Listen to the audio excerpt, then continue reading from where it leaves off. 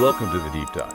Today we're looking at how China is responding to those 2025 U.S. tariffs. And we're tackling it through a really interesting lens, Sun Tzu's The Art of War. Exactly. It's not just about, trade figures.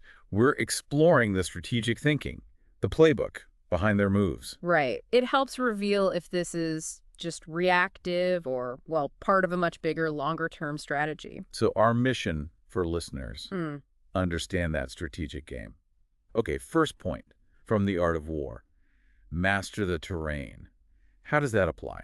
Well, our sources point to China really diversifying its supply chains and trade relationships. Moving away from the U.S. and Europe a bit? Yeah, not completely, but there's a definite strengthening of ties with Asian countries, with Africa, the Middle East. So it's like repositioning their pieces on the board, not just retreating. Exactly. Building resilience, making sure they have multiple paths, multiple partners, less vulnerability. Okay, resilience. Makes sense. Next strategy. Arm before the battle. This sounds like tech.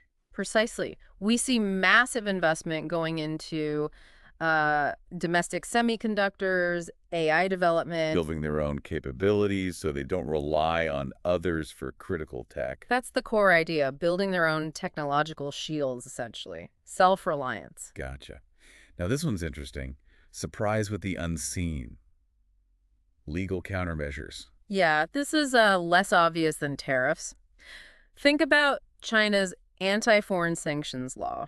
How does that work practically? Well, it gives them the power to, say, freeze assets or restrict activities of companies, potentially even individuals, involved in implementing foreign sanctions against China.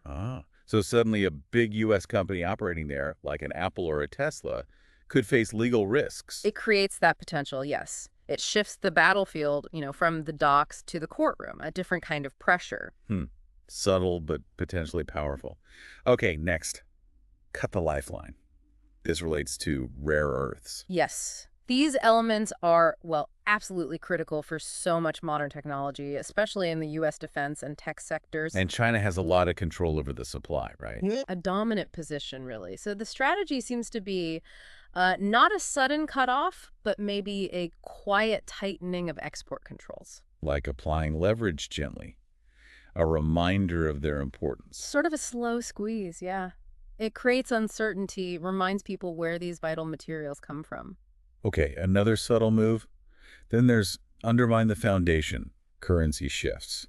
The yuan versus the dollar. It's about gradually increasing the use of the Chinese yuan in international trade. We're seeing it more in oil deals, cross-border settlements with Russia, with Brazil. So chipping away the dollar's dominance. It's a very long-term play. Not trying to replace the dollar overnight, but creating alternatives, reducing reliance on the U.S. financial system. A slow erosion.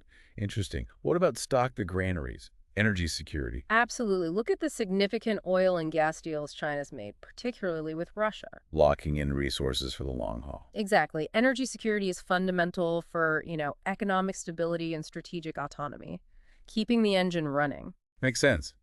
And okay, finally. Hold the center. Internal stability. This is crucial. By prioritizing domestic order, cracking down on dissent, the leadership aims to ensure they can focus outward on these long-term strategic goals without being, bogged down by internal turmoil. A solid foundation for executing these other strategies. Precisely. It underpins the whole effort. So pulling it all together, these aren't just random reactions to tariffs. It looks like a coherent, multi-pronged strategy. It's less about direct, head-to-head confrontation. And more about these subtle shifts, legal moves, building internal strength, diversifying relationships. Exactly. It's about shaping the environment, playing the long game, building advantages over time. Right. So the big takeaway for everyone listening, China appears to be playing a strategic long game here, adapting and using its strengths cleverly in response to pressure, which leads to a final thought. If we can see these kinds of strategic principles possibly playing out here, how might they help us understand other global situations? What other unseen strategies, maybe based on similar thinking, could be unfolding in different parts of the world right now? Something to chew on. Thanks for joining us for this deep dive.